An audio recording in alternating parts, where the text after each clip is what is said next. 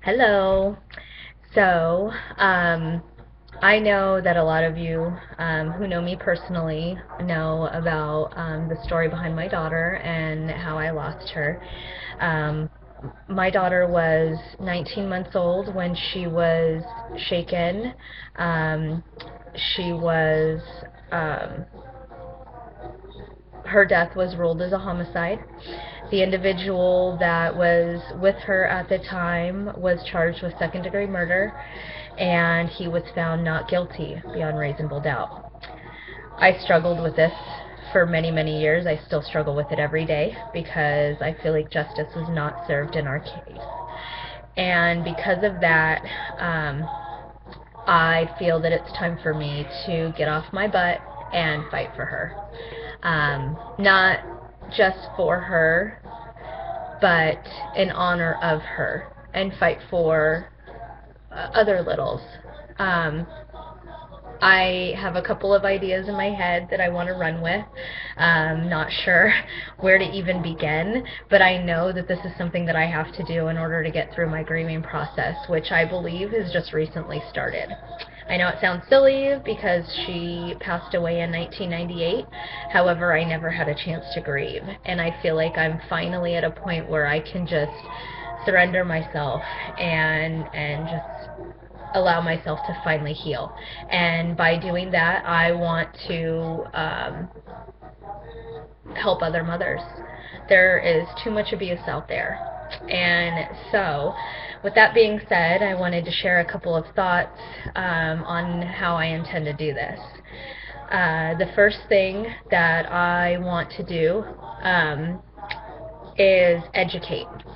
I know that when you have a baby and you're discharged from the hospital, you're given a bunch of information, a whole lot of information. And some mothers read through it, some just tuck it away and never open it again. I also know that, or I heard something a while back that it is a requirement that mothers watch video regarding shaken baby syndrome. I know that in the 4 children that I have and the 3 different hospitals that I've delivered in, I've never been explained the risks of shaken baby syndrome.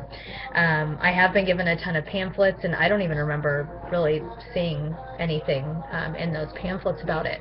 Doesn't mean that I didn't receive anything, but my plan is to make it some kind of policy. Watch a video, acknowledge that you've seen a video, give parents resources. Be a resource if I can, somehow be a resource for any mother, any parent who could be struggling with frustrations of a new baby, or even as the children get older. I mean, kids are hard, and some parents just don't know how to deal with it, and that's okay, as long as you know the resources that resources are available for you.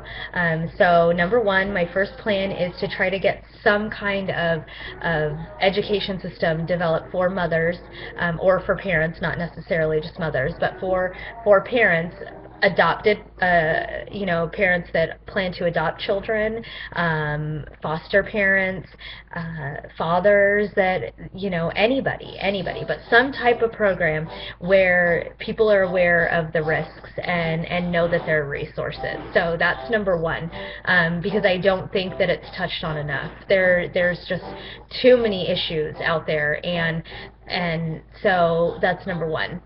Number two is I am going to fight somehow. I don't know where I'm going to start, how I'm going to do it, but I'm going to do it. I am going to fight for some type of justice. I know that I can't do anything in our case. The person that was accused of killing my daughter was charged with second-degree murder, and he was found not guilty beyond reasonable doubt. I think that in most cases, like in our case, the way everything went down, it's hard to pin second-degree murder on somebody.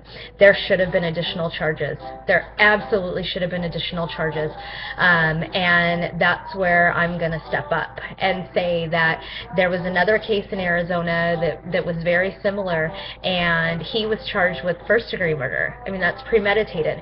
When somebody goes in a fit of rage, I don't feel that they thought out the process of how they were going to go in and take that life, and because of that, because of this reasonable doubt thing, there's people walking free, and I don't think that's okay, because these children deserve justice. They really do. My baby deserves justice.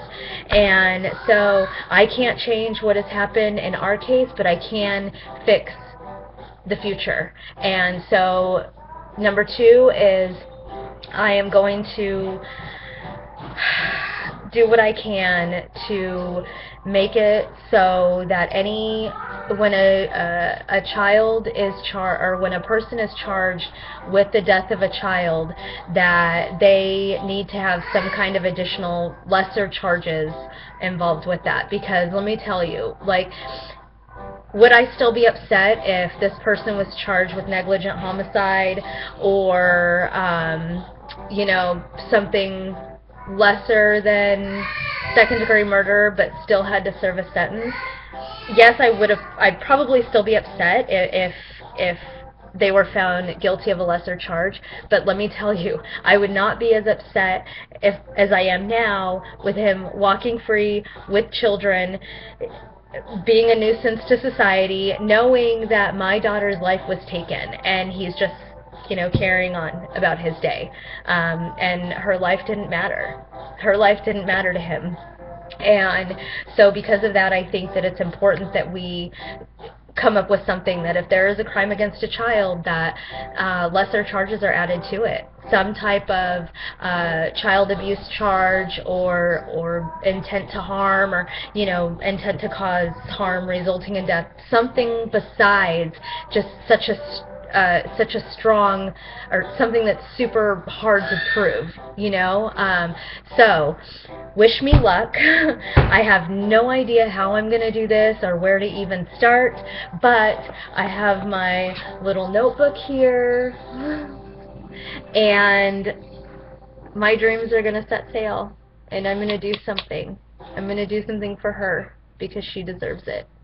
And if I can do anything to help another mother, another family, from not having to suffer the way that we have with this loss, anything that I can do to prevent that, I plan on attempting. So again, wish me luck, and I welcome all ideas and all support. So with that being said, take care.